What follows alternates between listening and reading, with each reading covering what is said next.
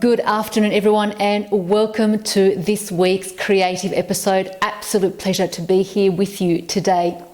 In this episode, we are going again another deep dive into how to paint with a palette knife. And I'm going to dive further into explaining the ins and outs of how to work with the palette knife and definitely exploring this tiny, marvelous tool of goodness. Now, autumn is definitely here. Stunning colors at every turn, which is an absolute delight for my soul and my eyes, and the painting opportunities. Absolutely love the changing seasons. But I must admit, I am not very partial to cold weather. So whilst it's beautiful to see such lovely colors outside, I definitely can do without having winter at my doorstep. Not my favorite season. Now, since the last video that I did on palette knife painting, which was approximately 5 months ago, I truly did not think that would be such a huge momentum behind individuals wanting to learn how to paint with the palette knife. And for that, I am, hugely thank you. I absolutely appreciate your support. I must admit that when I started putting all these videos together with earnest, I didn't really think that there'd be so much interest. Probably that's because as an artist, I live in my own cocoon, as most artists do. So you don't really know what expectations to have when you embark this journey. But again, I thank you wholeheartedly for your support. So in this episode, again, as I mentioned, it's going to be another deep dive in how to paint with a palette knife. And I've written myself a couple of notes, again, just to make sure that I give you guys every nugget possible so you can take as much or as little as you can and to bring that back into your studio.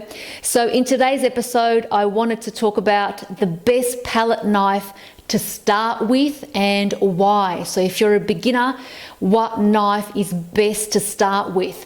The other one I'm going to talk about is, as you would have seen from my last video, is discuss the difference between cheap or inexpensive painting palette knives and more expensive palette knives, and why as well.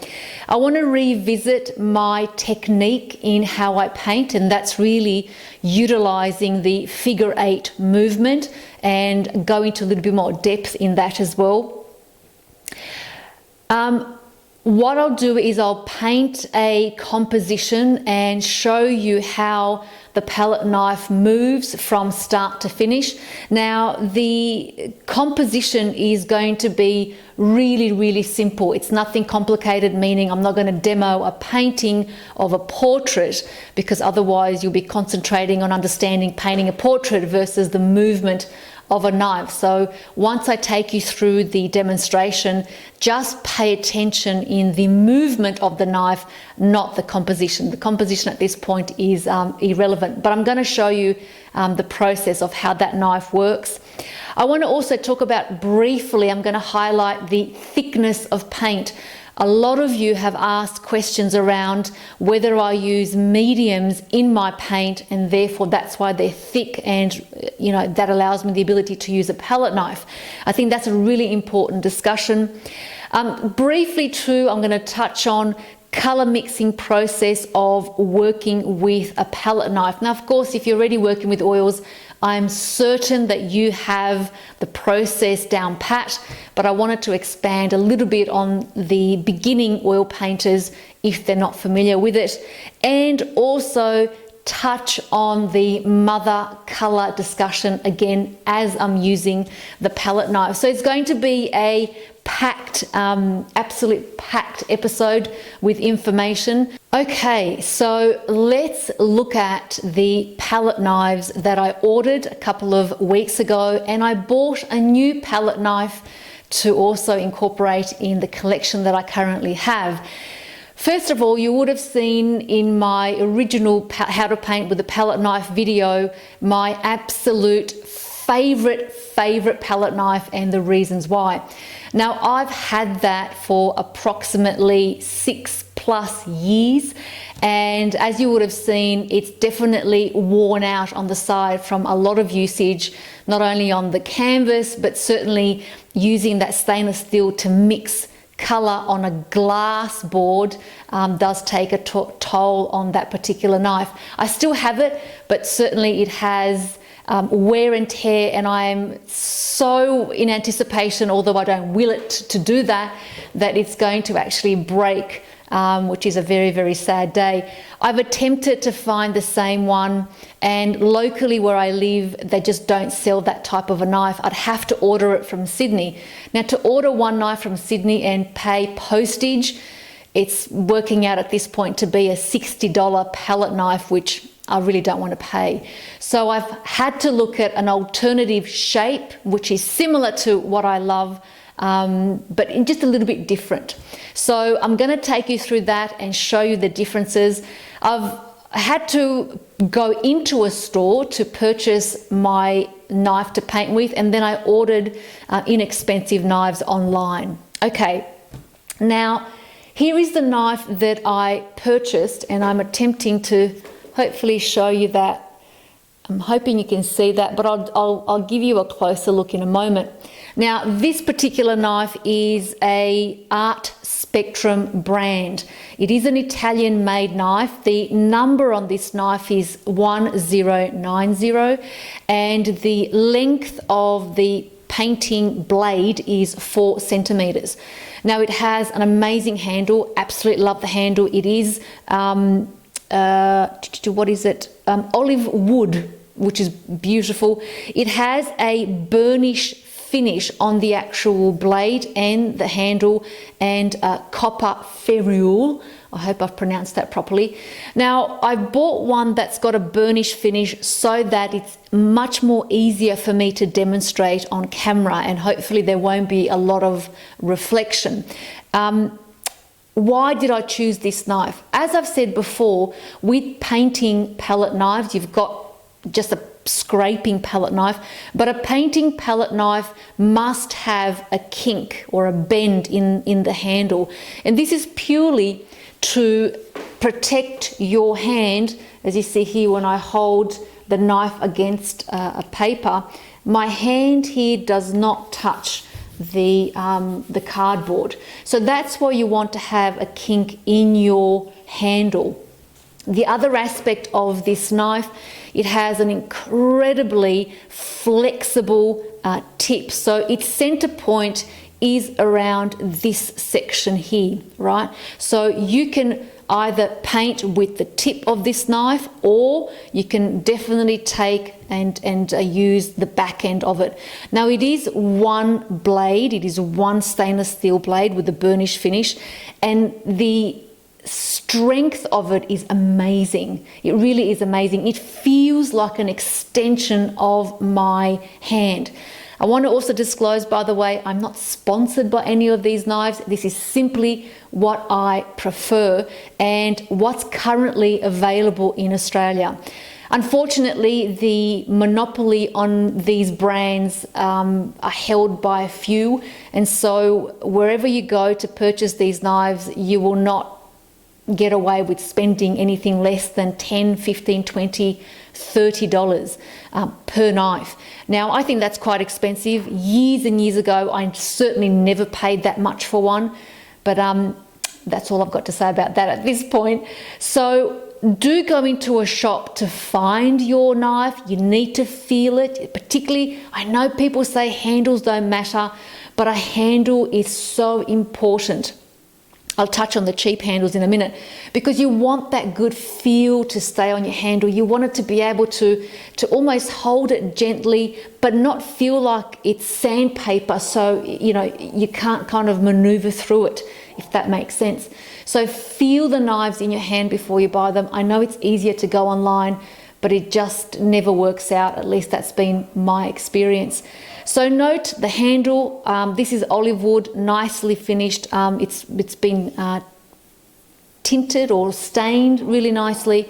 It's got a really good kink and an incredibly flexible blade. The only difference between this knife and the knife that I love is the shape. So at the bottom end here, it's a bit more rounded, so it's not as sharp, but certainly the tip of this particular palette knife is exactly the same as what I have upstairs. So there you go, that's the one that I've purchased. Like I said, it's Art Spectrum 1090 is the number on it, and it is a knife that's made in Italy. Absolute beauty, love it. Can't wait to use that and to show you guys how this actually works. Some painting palette knives, as I explained already before, come in a stainless steel finish. Burnish finish or stainless steel finish, equally as good. You want to get something that's a high quality finish, and the reason for this is that you clean the knife a lot easier through each time you paint with it. It just comes off with a lot more ease, and that's key because you don't want to have your knives being caked with paint on them, particularly the painting knives that you utilize to create artworks. Let me take you through the inexpensive palette knives that I purchased online, which I had a lot of high hopes for these knives. Let me tell you, I was so excited. They were a great price, which kind of, I wasn't sure what to expect, but I was excited about it. I thought, why not? You know, $8 for 5 knives was very, very enticing, so I purchased them. But without wanting to, I don't even know what description to say really, you better use them in the garden, because otherwise, yeah, I don't know really how to utilize them other than scraping paint off your board. Yeah, they're very, very challenging to use. Okay, so here are the inexpensive knives that I purchased online, and like I said, they were about $8.90, or let's call them $8 Australian dollars for 5 knives, and they look great. I mean, they've got all the makings of being a good painting palette knife, but ultimately, like I said, the actual bend in here that you see in the knife, it's just not deep enough. And if I just did that here, let's move that up the top. If I was just to hold that against the table, you can see that already my fingers are hitting the table. So painting from that point without a bigger kink, it just doesn't work. The second aspect of this is the flex. The flex in this knife, I mean, I really have to press to get movement in here, and I shouldn't need to do that much, you know, pressure to actually get this knife to move. Same thing with all the others as well. Like I said, I thought that perhaps if the blade was longer, that I'd be able to have a bit more flex, and again, this has probably got a little bit, but not a lot, and it's very disappointing. It's got a little bit more of a kink in the actual knife, and if I hold it down, then you'll find that you know, it's okay. But again, you know, not having a lot of flexibility just does not work for me at all. The smallest of the knives, which is this one up here, is probably one of the biggest disappointments because it's got such a short blade. I mean, that's just zero movement at all. Again, it has a bit bigger bend, but I would suspect because it's got a longer section here compared to this one, see the biggest knife, so the section up here is a lot shorter. It's okay in terms of holding it, but again, the flexibility is not there.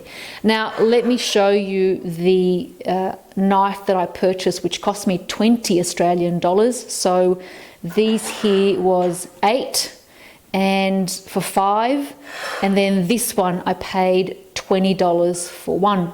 So as I said, you can see that the bend is a lot longer and deeper. So there's a definite clearance. I mean, I can put this other hand underneath the knife, which means I won't touch the canvas when I paint. The flexibility, you can notice that just a tiny press and it's absolutely you can see the flex in that knife. As I already explained, the shape of this knife is a little bit more round up here versus my favorite one that I've got upstairs, and the blade is a little bit longer. It's about 4 centimeters. But for me personally, the flexibility is just amazing. And I'll show you once we go upstairs and into the studio and begin the demonstration. So do get yourself into an art store and definitely try the knives for yourself. To start off with, this would be my recommendation for beginners. It is a versatile knife that will give you the opportunity to paint artworks between 20 to 40 centimeters large. Anything above that, you'd have to go to a bigger knife. But I've certainly painted this using this knife, 2 meter by 1 meter painting. It took me a while, but I did utilize this and another larger one. So I prefer something small that I can, definitely glide and move and control paint with. And that would be my recommendation to start off with for anyone wanting to learn how to paint with a palette knife.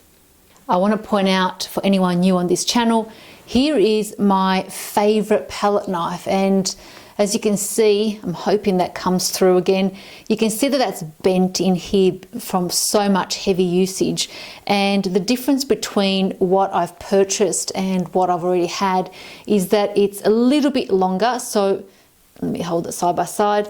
It's a little bit longer, the new one, and it hasn't got the squared edge right at the end. It's more of a rounded shape towards the handle, and obviously it's in a black burnish finish, not a stainless steel. But that's the difference between the two. So you can see it on my hand. You can see the stainless steel one here, how it's got more of a dent in the actual knife blade versus the brand new one that I've purchased, which is a lot more straighter. Okay, now if you don't know what to choose as your mother color, I recommend that you refer back to the color wheel. This is a really simple tool to utilize, particularly as a beginner. In this case, because I'm demonstrating a composition of an autumn tree, and it's going to be in that yellow-orange color tone, I always refer back to the opposite complementary color tone. In this case, it's going to be blue-violet or a blue mother color. So if you're unsure and you don't know where to start, this is a really simple tool to utilize to say, okay, well, if my color tone of the composition is here, then I'll create a blue-violet color tone as my mother color, which I've already created up here. And this is a mixture of phthalo blue, which is an incredibly heavy, strong pigment, permanent rose, and a little bit of white to get to that blue-violet. If you don't want to use a color wheel, which is equally as okay, then refer back to my previous videos on mother colors, where you can choose to create your own signature tones, such as a warm gray, a warm orange, a warm gray yellow, etc., etc. So what that will do is, the mother color you choose to create will be really more relatable to you and who you are, and therefore that will come through your artworks. But before you start to think, I don't know what to do, refer back to the color wheel, and this should give you a good step forward. Okay, so let's mix a couple of our tones that we're going to use for our composition. As I already mentioned, we're going to paint an autumn tree, which is mostly in the orange color family. So I'm going to take a little bit of cadmium yellow, a tad of permanent rose, a gray, and a little bit of white. And I'm going to create my darkest value. Now you can see straight away that I've gone into a greener value. So what I'm going to do now is take a little bit of my red. And now I've let me just turn that camera. And now I've gone into that darker orange value of my tree, which is going to give me a really, really good definition and contour of the shape of the tree. So creating your darker values in oil painting in particular is exceptionally important. I want to quickly cover here while I'm here as well that, and by the way, with every movement that you make with a palette knife, I always wipe through every single movement that I make, and I never leave any paint on there. That's so that I can pick up a new tone every time I mix something new or paint, so that it doesn't interfere with the tones or colors that I have on my board. What was I going to say? Okay, so with movement, I wanted to highlight again my figure 8 movement. Again, the movement of the painting knife, or how I paint, I'm hoping that you guys can see here. When I hold the knife, I don't hold it like this. Let me just zoom out. I don't hold it like this, which is really, really, really, really tight. It's really light, and you can see the way that I place my thumb on top of it. And then there's this slight movement in my thumb and pointing finger, and at the same time there's movement that happens in my wrist and at my elbow, and then at the shoulder level. So when I say that really the knife is an extension of my entire arm, that's really what I'm referring to. So there's slight movement, as you can see here, in my thumb and pointing finger, and then my wrist moves at the same time, as well as my elbow, and then at the shoulder level. So that movement then that happens at the tip or the blade of the painting knife is a figure 8, and that looks literally, I'm just going to take a little bit of that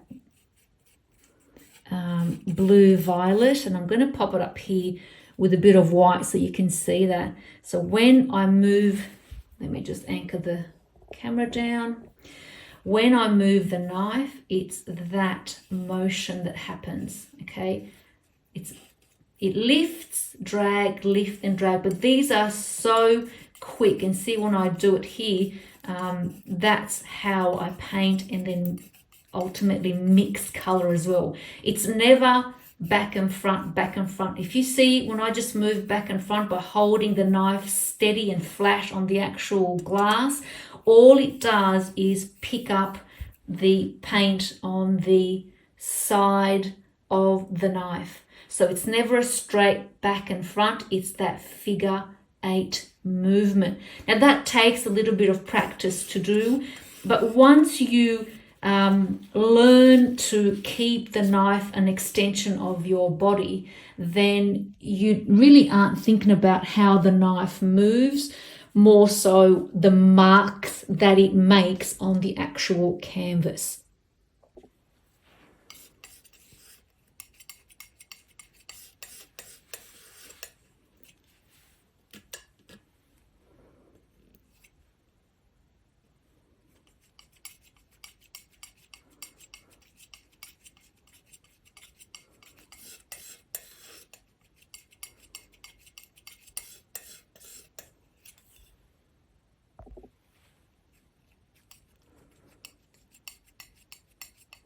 Okay, so I've created the couple of tonal values for the composition of the autumn tree, and what I want to show you is these are the pure tones that I've mixed, so they don't have any of the mother color in them. And remember from my previous demonstrations that the moment you add the mother color within your values, they not only change their tonal, but their temperature value as well. So let me show you in the lightest lights up here what it will look like once we add the mother color in there. So as always, please take your time with mixing colors. When you get the mixing color right on your glass board or paper or wooden board, you'll have a much easier time putting that color on your canvas versus mucking around with painting that color on your canvas if you're not experienced. So let me take a small portion of that tone, put it to the side up here. I'll just move that camera There we go. And I'm going to take a small dab, and just so you see what that looks like, that's the dab right there. So it's not a huge amount of color that I'm adding to my lighter slide. In fact, I think that's probably going to be a bit too much. I'd rather add something small than a lot, because then I can't go back. So I'm just going to incorporate that into that lightest tone. And you can see straight away that it's given it more of a muted, duller feel versus the brighter color up here. So you can see that's the lightest light without the mother color. You can see that difference in there, and this is the mother color within that particular tone. So as I'm going to start to paint, I'm going to slowly add the mother color within each tone. But the most important aspect here is to assess the new temperature of the color that you've mixed against what you're painting. Don't assess your colors here because it just won't make sense. This is where you're mixing, where your painting will be on your canvas. Now, I wanted to address the thickness and consistency of the white. Everybody kept always asking, what are the mediums that you add to your oil paint? And the short answer is none. You can purchase titanium white in a variety of different thicknesses. In this case, I've gone for something in the middle, which feels like it's just buttery, what I always refer to as melted butter. And you can see just how beautiful it is to move that about. Now, again, I'm not sponsored by any company, but I know that Artist Spectrum, Artist Spectrum brand, they do a titanium white in a thicker than this one here version. So you can get a far thicker titanium white than what this is. And that will be quite easy to incorporate then in all your other colors. So just be mindful of the thickness of the paint, because that really does affect how you utilize your palette knife. Now, if you're curious as to whether you can utilize with acrylics, I've answered that before. Certainly acrylics are no problem with the palette knife, but you must understand that you need to add some impasto to the acrylic, and you have to add a long drying medium to the acrylic as well in order to keep it wet so you can paint wet into wet. Okay, so first I'm going to do a very rough sketch of our tree.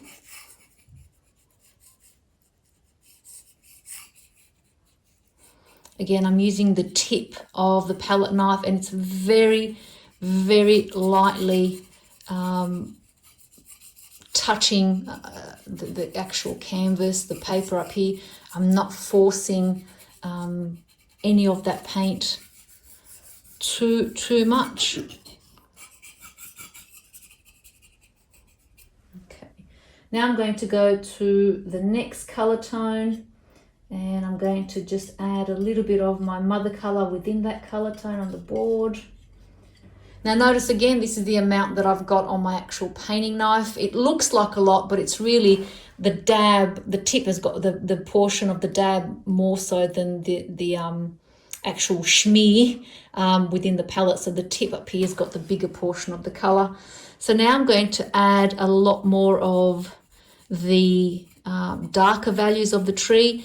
Again, notice that I'm not forcing a lot of the movement here. I'm really letting the knife do the work. The thing that you have to also be aware is that when you work with a palette knife, you do use a lot more paint. So if you're going to mix your color tone, do make sure that you mix enough on your board before you paint. Otherwise, it becomes quite difficult to mix a new tone, and guarantee you will never get the same color as what you had before. So yeah, do make sure that you've got enough color on there. So again, I'm adding very, very, very light light layers, that first darkest dark. Remember again that just because you're painting with a palette knife, you don't have to go thick straight away, because again, you're only going to lose the your consistency changes. And if you're going thick straight away, just like with the brush, that first layer, you'll have quite a lot of difficulty to add your highlights. So be, you know, liberal with paint, but don't overdo it with the thickness of it. Otherwise you'll struggle when it comes to adding your highlights. So you can see this is the darkest dark of my tree up here, and the sunlight is actually behind this tree. So the sunlight's coming from the back forward. So this side of the tree is in shadow, and this particular tree is also in quite tall grass, so the shadow that it casts over the grass is in that very light purple green area. So we'll keep that in mind, but I'll just again slowly add the darkest parts of the tree. Adding in the shadows with oil is really important, otherwise you won't your lightest lights will not stand out. When you paint with oil, people tend to be a little bit, you know, cautious how dark they add their tones, but you can never go too dark, I think. You can always lighten it up, but it's very difficult to then go back and add the darkest darks. In this case, by the way, this tree, the actual timing of this tree was around 4 o'clock in the afternoon. So we're getting that softer evening light. And because we've moved into daylight savings, then the light goes out quite quickly. So around that 4 o'clock, the light began to change. So it's not going to have as stronger tones as it perhaps might in the morning. So now I'm going to add to the next tone. Again, I've added the mother color in my next tone, and we're going to add the next color value. Okay.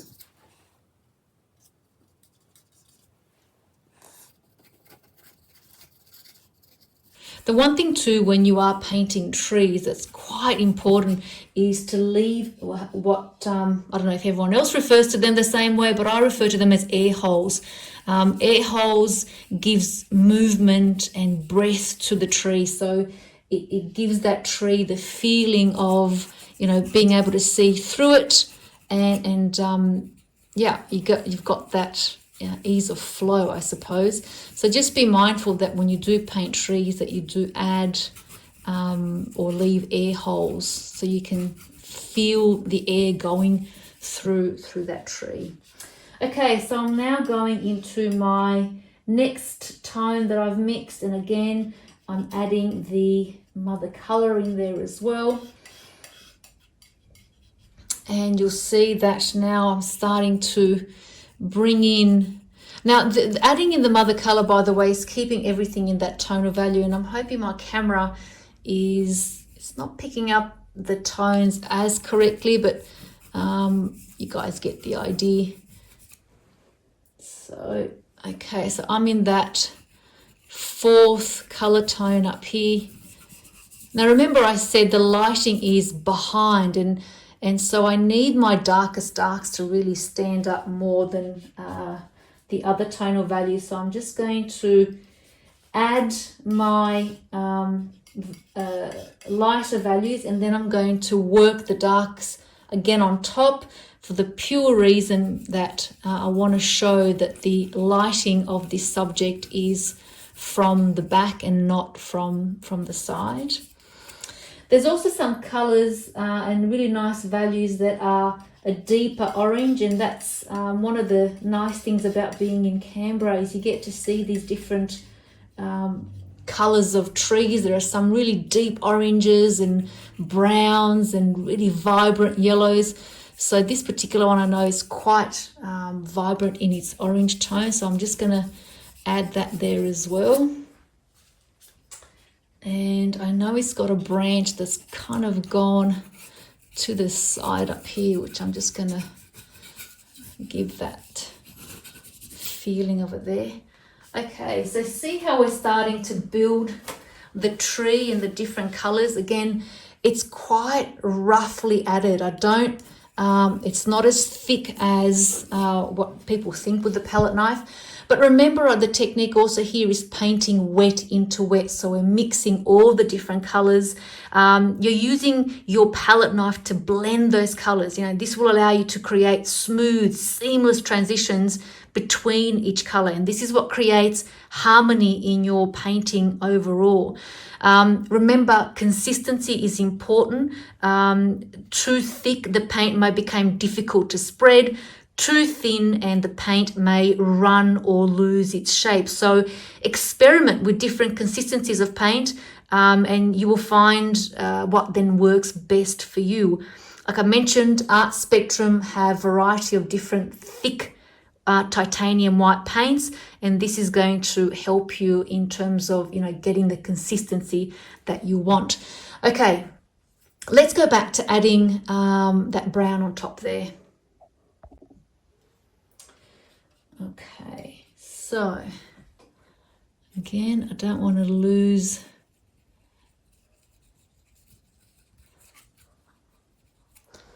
now. I've changed the color tone a little bit here, and you can see that that's more in the purple than brown. So let me just get back to the value of that. Okay.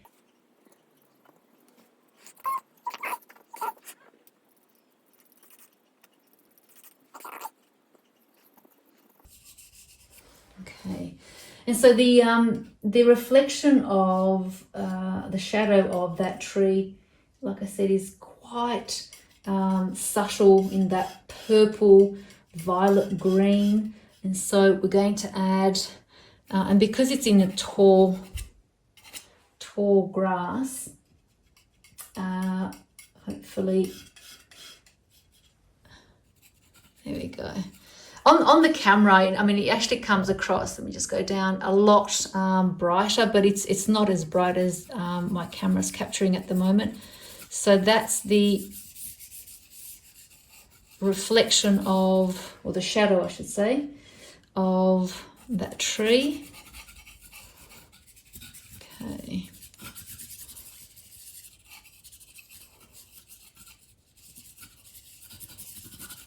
Okay. And now what I'm going to do is I'm going to add the highlights, or the lightest light, and you can see the difference right there of this tree, which again, as I mentioned, it's coming from the back. So we're going to add that way. Okay, so keeping the highlights on the edges gives you the feeling that the sunlight is coming from the left-hand side of this subject matter. And again, as I mentioned before, adding air holes is really, really important. So we're going to highlight to say that there's a nice air hole there and that the light's just catching the edge of that section of the tree. And we're going to go to that top part right there. Again, lightly just letting the knife do the work, even on this side up here. Okay, there are some parts, but I don't know if I want to add it, that are coming through here. There are some parts highlighted here, but I just don't want to take the eye to that level, I suppose. I want to keep everything kind of on this side. There we go. And I'm just going to add a tad of that mother colour in that lightest light, just to mute it down a little bit, and then come in here. So not be as bright as what these orange ones are. Just kind of tip the edges in there like that, and maybe it's hitting the base. Okay.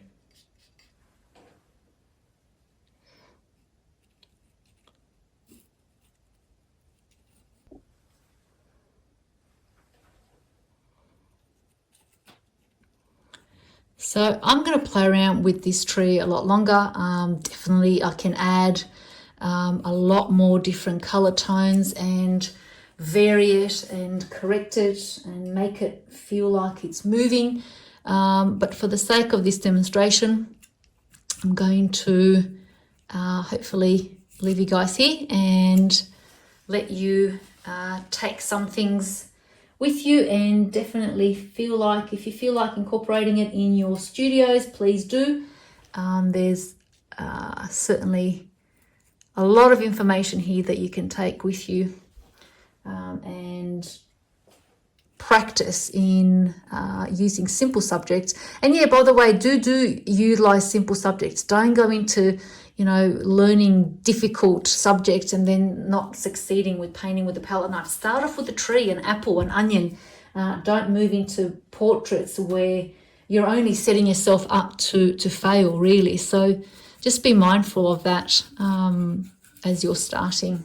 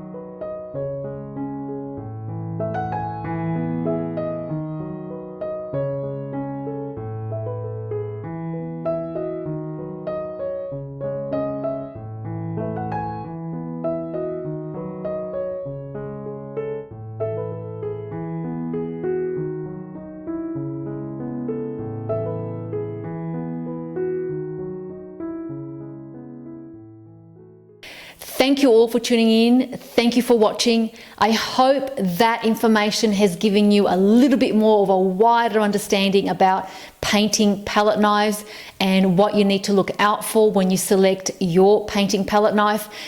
Please do comment if you have any questions or wanting to understand something a little bit more in depth. I'd be more than happy to guide you with the information that I have gained over the last 20 or so years. Happy to direct and help as best as I can. Again, as always, please remember that painting is an individual, unique, authentic signature that is part of you. I know a lot of you, I certainly have gone through that myself, want to paint straight away and be able to showcase your artwork. And most of the time we tend to want to emulate and paint like somebody else. And I want to say with all my heart, whilst it's great learning from people, please do not give your signature away to anybody else. Use what's yours, paint like you, be like you, and express like you, because there is nobody else on this earth that is you. You are one of one out of 8 billion people. And I want to share a quick story of the moment when I realized I gave my artistic power away. And I only realized when I sat back in the car and I thought, that's not right.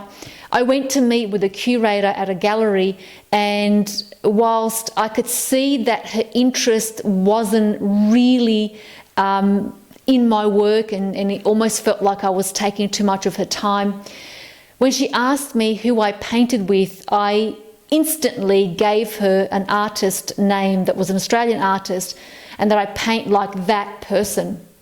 She kind of looked at it and looked at me and thought, nah, you're nothing like that. So what I instantly did for myself is I diminished the value of who I was, and at the same time she prejudged my work against somebody else's. And it's almost like judging a fish wanting to walk on the wall. You're always going to judge it incompetent. And so giving your power away and saying that you paint like somebody else, you're doing yourself a disservice. So I want to encourage everybody to stay in your power and paint like you and express like you, because believe me when I say there is nothing and no one on this earth that is you, and I would celebrate that. As always, remember, while you're in this world, you are the light of the world. Paint, create, be you, expand more of you. And until next time, thanks for joining, guys. Bye.